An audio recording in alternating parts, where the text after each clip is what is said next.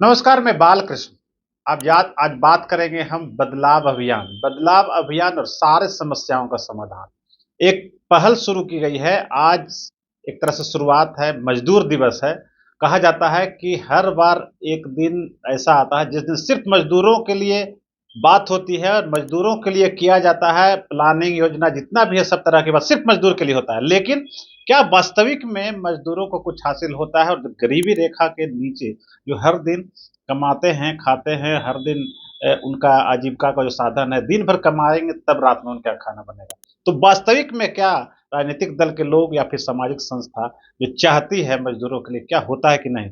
आज एक नई शुरुआत हो रही है, बदलाव अभियान, सारी समस्याओं का समाधान, और उसके संयोजक हैं राघवेंद्र कुशवाहा।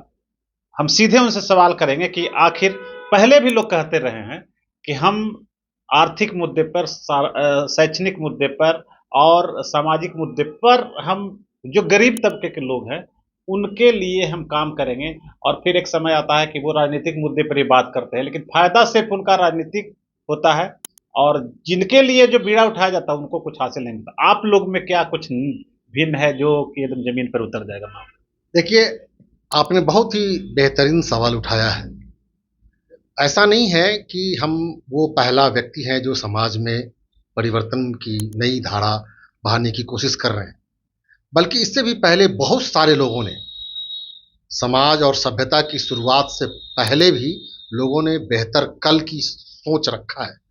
और यही वजह है कि हर आने वाला कल बीते हुए कल से बेहतर होता जाता है। हम उन आशावादियों में से हैं, उन सकारात्मक सोच वाले लोगों में से हैं जो बीते हुए कल को बुरा दिन नहीं बोलते हैं और आने वाले कल को या वर्तमान कल को बुरा वक्त नहीं कहते हैं। होता है ना, कई लोग बोलते हैं, अरे आज का समय इतना खराब आ गया है कि पूछिए ही मत। मैं इन लोगों में से नहीं हूं। मैं ये मानता हूं कि मेरा बीता हुआ कल बुरा था, उससे बेहतर आज आया है और इससे भी बेहतर कल होगा। मैं इतना आशावादी व्यक्ति हूं। तो कई लोगों ने शुरुआत की है। एक दिन में तो रोम नहीं बनता है, एक दिन में तो कोई दुनिया नहीं बदलती है। हर लोगों ने शुरुआत की है। बड़े बड़े लोगों ने शुरुआत की है समाज को दिशा देने के लिए, समाज में बदलाव लाने के लिए, समाज में अच्छाई की ओर लाने के लिए, और उसी का परिणाम है कि आज एक बेहतर समाज बन पाया है। हम भी चाहते हैं कि बड़े महान लोगों के उस धारा को और तेजी से आगे की ओर ले जाया जाए और अच्छे तरीके से, बेहतर तरीके से और सामयिक संदर्भ में, जो आज के संदर्भ में जो सबसे ज्यादा प्रासंगिक है, उन चीजों को उठा करके हम कैसे त्वरित गति से बेहतरी कर सकते हैं, उस दिशा में मेरा एक छोटा सा प्रयास है। अच्छा, क्या कुछ करने वाले हैं? क्या कुछ एजेंडा है? आप 5 बातें कर रहे हैं कि 5 मुद्दे पे, कौन-कौन से प्रमुख मुद्दे शॉर्ट में बताइए? हमारा पहला मुद्दा है सामाजिक परिवर्तन, दूसरा मुद्दा है शैक्षणिक परिवर्तन, तीसरा मुद्दा है आर्थिक परिवर्तन, चौथा मुद्दा है सांस्कृतिक परिवर्तन और अंतिम मुद्दा है, सबसे महत्वपूर्ण मुद्दा है, जो राजनैतिक परिवर्तन होगा। इन पांचों बदलाव, इन 5 तत्वों में, इन 5 आयाम, बहुआयामी, 5 आयामी बदलाव ला करके हम समाज को एक सम्यक दिशा में ले जाएंगे, एक संतुलित दिशा में ले जाएंगे, एक समग्र दिशा की ओर ले जाने का प्रयास होगा हमारा। तो एक प्रयास करेंगे, 5 मुद्दे हैं और 5 मुद्दे को 5 लोगों ने मिलकर उठाया है। उनके साथ 5 सहयोगी हैं, उनके अलावे 4 और सहयोगी हैं। मेरे साथ संजोग है कि एक छोड़कर बाकी सभी लोग मौजूद हैं। हम सीधे अब जावेद जी से बात करेंगे। क्या सोच है, आप लोग कैसे ज़मीन पर शुरुआत करने वाले हैं? पहले तो मैं आपको नमस्कार, बहुत आभार प्रकट करता हूँ आपका। देखिए, परिवर्तन जो है वो प्राकृतिक का नियम है और हर चीज़ दुनिया में बदलती रहती है। सुबह होती है, शाम होती है, सूरज ढल जाता है, सूरज उगता है। तो इंसान के साथ वो नाइंसाफ़ी हो रही है। उन तमाम इंसानों को जो बहुत गरीब हैं, जो मज़दूर हैं, जिनके पास एजुकेशन नहीं है, उन्हें तौर तरीक़ा सिखाने वाले लोग नहीं हैं। सरकार इस पर कोई काम नहीं करती है, थोड़ा बहुत हल्का-फुल्का काम करती है, लेकिन बेसिक वे में कोई काम नहीं होता। तो हम चाहते हैं कि पहले उन्हें शिक्षा दें। शिक्षा जहाँ है वहाँ सब कुछ है, शिक्षा नहीं वहाँ कुछ भी नहीं। डिसिप्लिन नहीं तो इंसान का सारा चीज जो है गड़बड़ हो जाता है बिल्कुल।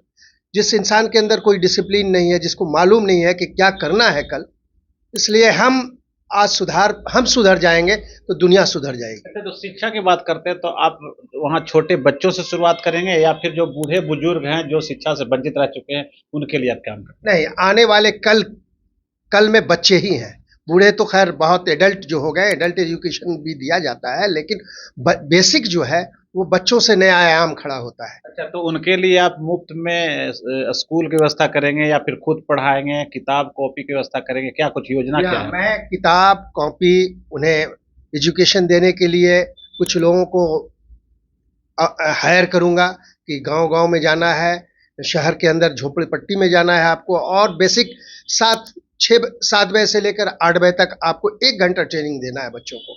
आने वाले कल में ये बच्चे भविष्य बनेंगे देश के। तो हमारा कहना ये है कि इंसान बनेंगे हम, इंसान बनाएंगे, जीने के तरीके हम सीखेंगे सिखाएंगे। हम में न कोई होगा नंगा न कोई भूखा, हम एक नया आयाम खड़ा कर देंगे।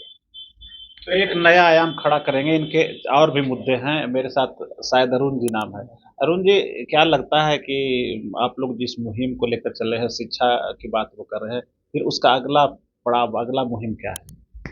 देखिए, आज मजदूर दिवस है, सभी इसको बधाई। आप श्रम को हम मजदूर दिवस स्वरूप में मनाते हैं, चाहे श्रम किसी प्रकार का हो। आज शहर का स्थिति लीजिए या गांव का स्थिति लीजिए, हम लोग सब लोग कहीं ना कहीं गांव से ही ताल्लुकात रखते हैं। आज मजदूरों और किसान का क्या स्थिति है, बहुत दयनीय स्थिति है, बद से बदतर स्थिति है। आज स्थिति इसी का फलाफल है कि कोई भी खेती करने से भाग रहा है किसान, उसका परिवार बिखर गया। किसान का न लागत के अनुसार न उसका दाम मिलता है, बिचौलियों वहाँ फसल काटते हैं। जो खेती करना चाहता है उसको न समय पर सरकार के यहाँ से जो भी कार्य होती है वो किसान के हित के लिए सरकार चलाती है, लेकिन गांव को धरातल पर उठकर किसानों का हित में बदल जाती है। आपको उदाहरण देकर समझाऊं कि आहर है, आहर से पानी बाहर निकलने के लिए आप आउटलेट करते हैं, लेकिन आप इस आहर को डीप खान दिए और आउटलेट उसका उतने लेवल पर रह गया तो किसान के खेत में पानी जाएगा कैसे? अगर कहीं पानी जा रहा है तो इतना पानी जा रहा है फसल बर्बाद हो जा रहा है।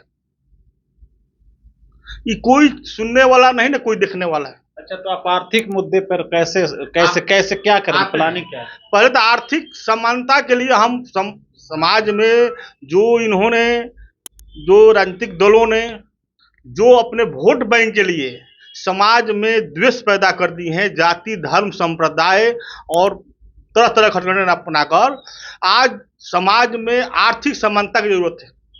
कैसे करेंगे आप? आर्थिक समानता करेंगे कि जिसको जो गांव में रहना चाहता है, बेरोजगारी दूर करने के लिए प्रयास करेंगे। जो किसान का जो है जो किसानी आसानी से हो जाए, उसका फसल का उचित लागत का मूल्य कैसे मिल जाए, खाद और बीज कैसे हो जाए, उसके लिए अपने संसाधन तो अपने हाथ से चाहे जो भी है उसको लिए समुचित प्रयास करेंगे। दूसरी बात कि शिक्षा हो गया, शिक्षा पर बता रहे बात समझता, तो बच्चे हमारे हैं सरकारी स्कूल की स्थिति देख रहे हैं, जो सरकारी स्कूल में पढ़ रहे हैं गांव सिटी में है, जो हमारे मजदूर हैं, किसान मजदूर जो भी है, बहुत लोग गांव में जो रह रहे हैं, 50+ बच्चे जो है तो अच्छे से बैग और ड्रेस किताब कॉपी उनको नहीं मिल पा रहा है। मैं प्रयास करूंगा कम से कम इनिशियल स्टेज पर 1 से 5 तक, 1 से 2 क्लास का 3 क्लास पर भी पंचायत लेकर एक प्रखंड लेकर कि वो बच्चे में समानता की स्थिति आए, कि बच्चे हमारे जाएं क्लास में, या किसी जाति संप्रदाय किसी का हो, पहले हम गरीब स्तर पर जगह कोई भी गरीब किसी जाति का हो, उन बच्चों को कम से कम इनिशियल ड्रेस किताब कॉपी और बैग के लिए अपमानित नहीं होना पड़े दूसरे बच्चों के सामने। तो मेरे साथ और हैं, आपका शुभ नाम क्या है? मेरा नाम सत्यजीत कुमार पासवान हुआ। आप जिस तबके से आते हैं, आपको लगता है कि आपका जो कास्ट के लोग जो हैं वो वास्तविक में जहाँ पहुंचना चाहिए शैक्षणिक स्तर पे, राजनीतिक स्तर पे या आर्थिक स्तर पे पहुंच गए हैं? काहे कि आपके कास्ट से जुड़े हुए बड़े बड़े लीडर हैं जो कि हमेशा से एक नारा भी था कि हम उस घर में दिया जलाने चले हैं जहाँ बरसों से अंधेरा था। तो क्या ऐसा कुछ हुआ है जिसमें आप बदलाव चाहते हैं? पहले आज श्रमिक दिवस का सभी को शुभकामनाएं। आप लोग सभी को शुभकामनाएं। राघवेंद्र जी से बात हुई थी मेरी, तो हम लोग एक जगह इकट्ठा होने की बात हुई थी कि बैठ के बात करेंगे हम लोग। तो इनको मैं आज से नहीं, साल भर पहले ही बोला, हम बोले थे कि शिक्षा पे हम काम करना चाहते हैं। शिक्षा सबसे मूलभूत चीज़ है। यदि जो हम लोगों को शिक्षित करते हैं, जो वर्तमान परिस्थिति में जो भी गांव के लेवल पे हम तो बहुत, या तो हम पटना में भी रहते हैं लेकिन ज़्यादा हम गांव में रहते हैं। गांव के शिक्षा को हम बहुत बखूबी जानते हैं। जिस लेवल से गांव का शिक्षा एकदम चरमरा गई है, एकदम ख़त्म हो गई है, हम उस ग्राउंड लेवल पे, एकदम जीरो लेवल पे हम काम करना चाहते हैं। जैसे मान लें, उदाहरण देते हैं, जैसे आंगनबाड़ी, हम वहीं से शुरू करते हैं। जो सरकार की योजना है आंगनबाड़ी, बच्चा पैदा लेता है और आंगनबाड़ी में बच्चा को डालता है। कारण कारण सबसे प्रमुख कारण उससे गरीबी। यदि जो उसका इसका जो माँ बाप के पास कुछ अच्छी आर्थिक स्थिति रहती तो वो अपने बच्चा को ये आंगनबाड़ी में नहीं डालते, वो सीधे एकदम प्ले स्कूल में डालते। बहुत एकदम बेसिक चीज़ हम कर रहे हैं, वो सीधे वो प्ले स्कूल में। जैसे टाउन का जो भी बच्चा जिसके पास कुछ आर्थिक स्थिति ठीक रहती है, प्ले स्कूल पहुंचता है। लेकिन गांव गांव में जब जाइएगा तो गांव में ठीक है। नहीं नहीं, वो तो पहले की बात आप बता, लेकिन आप लोग की योजना क्या है, कैसे उसमें बदलाव लाएंगे, उसके लिए क्या योजना है, क्या सोच रखे हैं, ये हम जानना चाह रहे हैं। अभी बैठ करके सारा चीज़, अभी बहुत सारा चीज़ अभी डिसीजन नहीं हुआ है। अभी तो हम जस्ट अभी हम लोग अभी और भी इस पर बैठेंगे तब फिर सारी योजना पर और भी चर्चा होगी। आखिरी सवाल एक हम सिर्फ आपसे पूछते हैं, अंतिम में राजनीतिक स्तर पे आप मजबूत करना चाहते, होना चाहते हैं। यहाँ बिहार ऐसा राजनीतिक क्षेत्र है और जगह है जहाँ से गरीब तबकों को नीचे से ऊपर उठाने के लिए बहुत नेताओं ने कहा, संघर्ष किया, बहुत कुछ हासिल भी हुआ। अब उसमें नया क्या परिवर्तन ला सकते हैं और अंतिम में आप राजनीतिक क्षेत्र में भी उतरेंगे क्या? देखिए, राजनीतिक हर एक व्यक्ति है। मैं इस बात से भाग नहीं सकता हूं कि कोई भी व्यक्ति राजनीति से अलग हो सकता है, और राजनीति प्रत्येक व्यक्ति को, प्रत्येक समाज को प्रत्यक्ष या अप्रत्यक्ष रूप से प्रभावित करता ही करता है। तो बहुत सारे समाज सेवी संगठन या स्वयंसेवी संगठन ये कहते हैं कि मैं राजनीतिक तौर पर अपने को अलग रखता हूं, वो नाइंसाफी है। मैं ये कहता हूं कि हम राजनीति में जो विसंगतियां हैं, जो राजनीति के अतर्कशील होने की वजह से, असंगत होने की वजह से भ्रष्टाचार बढ़ रहा है और राजनीति में धन बल का प्रयोग हो रहा है बेतहाशा, इसको रोकेंगे। तो वो कैसे होगा? हम आम जनता को जागरूक करेंगे, वो किसी के दबाव में भी नहीं आए, किसी के प्रभाव में भी नहीं आए। तो प्रभाव और दबाव किस चीज से बनता है? जाति से बनता है, धर्म से बनता है, धन से बनता है, या किसी राजनीतिक दल के विचारधारा से बनता है, या किसी बड़े नेता के छत्र छाया से बनता है।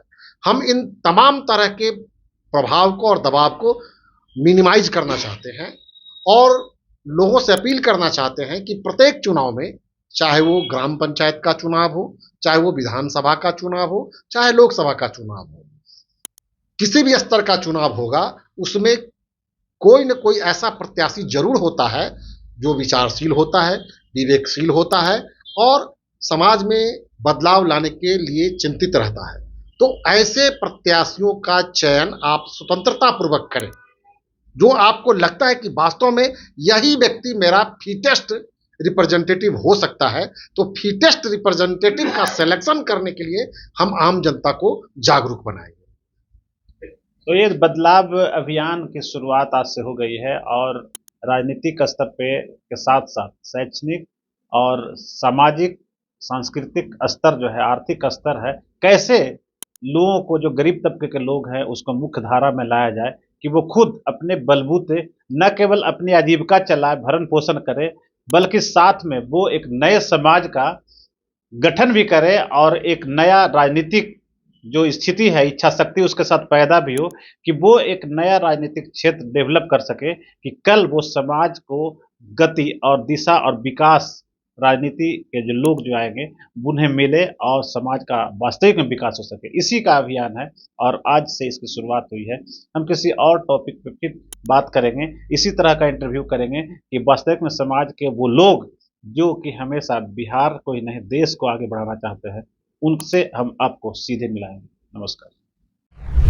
अगर आपको ये खबर अच्छी लगी तो चैनल को सब्सक्राइब करना नहीं भूलें और बेल आइकन जरूर दबाएं।